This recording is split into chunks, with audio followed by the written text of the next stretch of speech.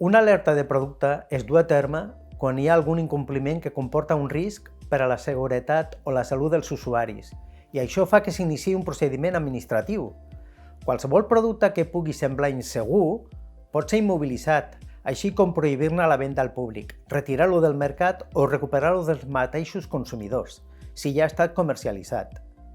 Si la seva perillositat queda verificada, també es pot destruir, tot i que hi ha casos on és possible reparar-los sota supervisió.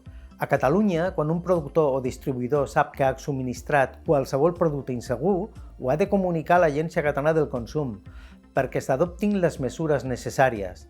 L'agència publica aquesta informació a la xarxa d'alertes estatal i, si cal, també a l'europea, amb l'objectiu de posar en coneixement de la resta d'autoritats de consum. Quan consumeixes, estem a prop teu.